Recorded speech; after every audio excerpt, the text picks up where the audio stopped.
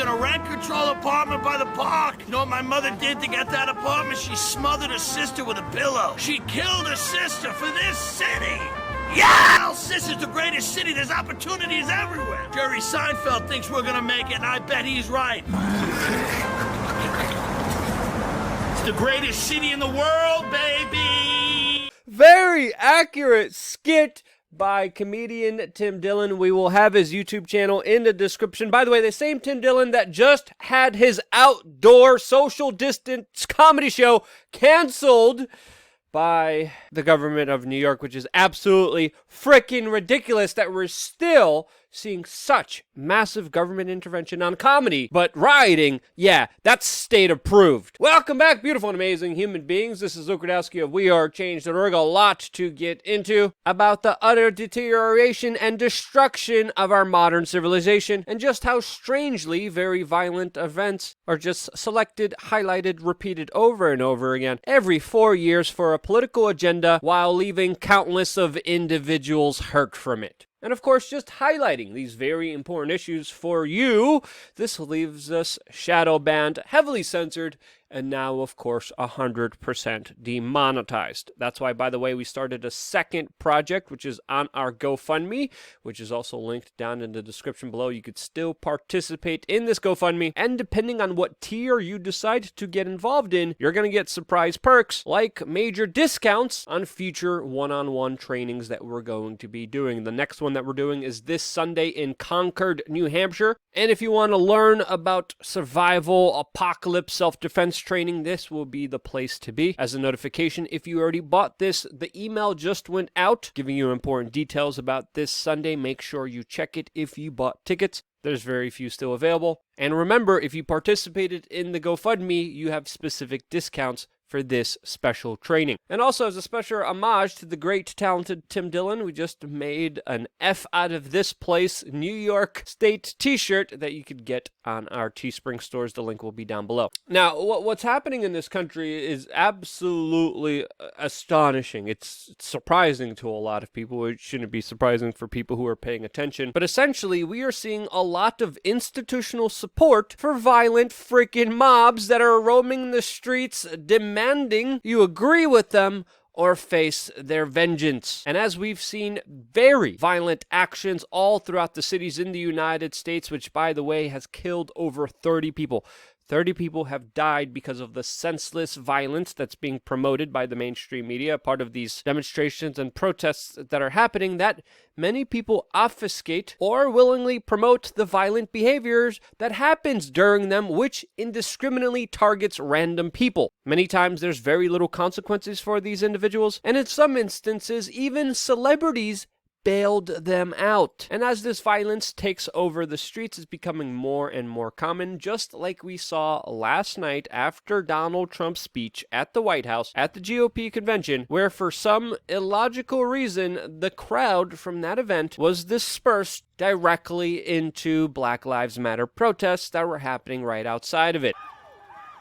And what did people expect to happen? As of course, there was major clashes, fights between protesters and attendees, fights between police officers and protesters, and we really saw the ugly side of political discourse, as of course people were taunted, screamed at, assaulted by unhinged individuals who couldn't even control themselves around people who politically disagreed with them. Intolerant, emotionally unstable, violent individuals whose actions are somehow excused and still promoted by the mainstream. One person caught up in the fray was, of course, U.S. Senator Rand Paul, that was surrounded by the crowd. He, of course, was confronted. He, of course, was shoved. Other officers were shoved, trying to protect him. He had a flashlight in his eyes, and he was verbally abused as he tried to escape the area where protesters cornered him. I would say the most intense mark was when someone tried to break through the police lines and ended up shoving the police officer at Rand Paul, and then Rand Paul tried to hold the officer up and make sure that he was okay after the officer was attacked that was escorting him out of the area. A very hectic scene that Rand Paul is now saying, quote, that they would have killed us had the police not been there. And yes, we have to admit it was a violent event that could have went either way, but that comment is definitely an interpretation. We see some mainstream media organizations trying to frame what happened as just Rand Paul not even being touched, which also in itself is a very disingenuous characterization of what was happening there. But it doesn't take a genius to figure out that a mob that just previously before this was assaulting and beating up innocent bystanders before this, that they would be capable of course, hurting Rand Paul. Whether to kill him, that of course is a very strong statement. But look what happened to the elderly man that was literally jumped, punched, and abused for simply walking through the crowd with some Donald Trump paraphernalia. Again, innocent elderly people are getting literally assaulted and jumped for simply walking through with Donald Trump signs or stickers. Look at this.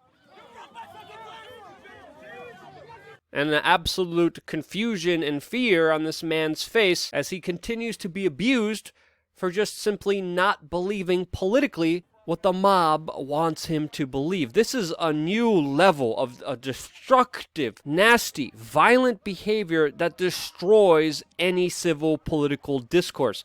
What did this man do? And specifically, let's also ask the question, what did U.S. Senator Rand Paul do? A man, by the way, that introduced the Justice for Breonna Taylor Act. He sponsored the Stop Militarization of Our Police Act and the Police Camera Act, and has been one of the biggest, largest proponents from criminal justice reform and police accountability in this country. And you have protesters trying to abuse him, screaming at him to say her name, to say Breonna Taylor's name.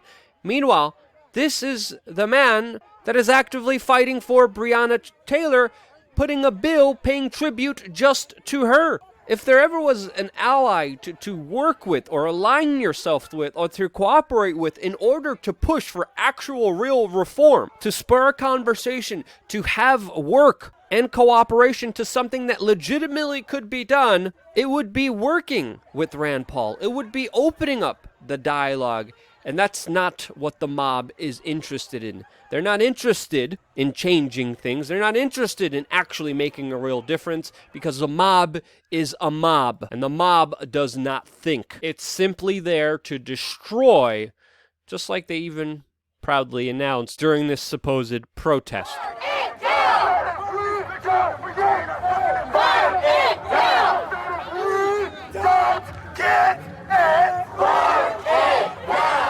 Now, this mob, masquerading as a protest movement, say that they care about Breonna Taylor, say that they care about stopping the militarization of our police, say that they care about police officers wearing cameras to have more accountability. They say they want criminal justice reform. They say they want to end police corruption, but they're not doing jack about it, and they're actually even going as far as to prevent it from happening by creating a reaction that's going to make any person watching this call for the police to have more power and authority. This is, again, how the Hegelian dialectic works. Problem, reaction, solution. These people say that they're trying to stop the power of the police, but they're actually enforcing it with their violent, ugly, destructive actions. When you indiscriminately attack innocent civilians that are just standing by, what do you think is going to happen with the average person watching? Do you think they're going to join your side when you yourself are fascistic, you yourself are tyrannical, you yourself are unaccountable, you yourself are violent, racist, bigoted, as we've seen from videos and videos time and time again?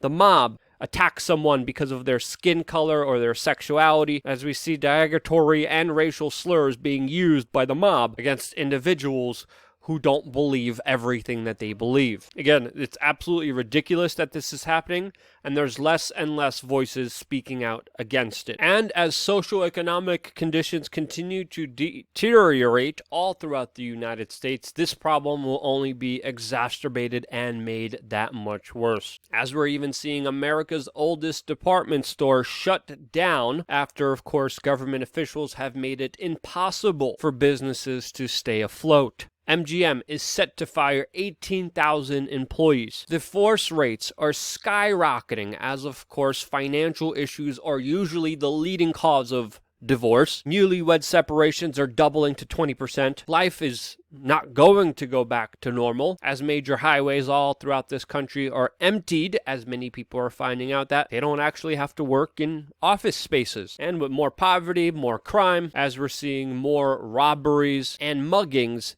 that would make the government blush, that are happening all throughout U.S. major cities in more egregious and more common ways. All of this as the local governments are literally punishing comedians for trying to do outdoor comedy shows that are frickin' socially distancing. That's the issue that the New York City government is prioritizing. And as the few people who are still lucky enough to work, they have to pay the taxes, the majority of the taxes. They own less and less of anything. And we're left here wondering what's going to happen, especially with the Federal Reserve printing money like it's going out of sale, literally, and politicians line their pockets, insider trading, profiting off of our human misery and suffering. Now this, along with politicians trying to use the civil unrest for their own personal benefit, especially every 4 years, highlighting an event, selecting it, playing it on repeat over and over again, causing trauma as an advanced form of psychological warfare, trying to instill fear in the American public. As this is becoming more and more common, we have to understand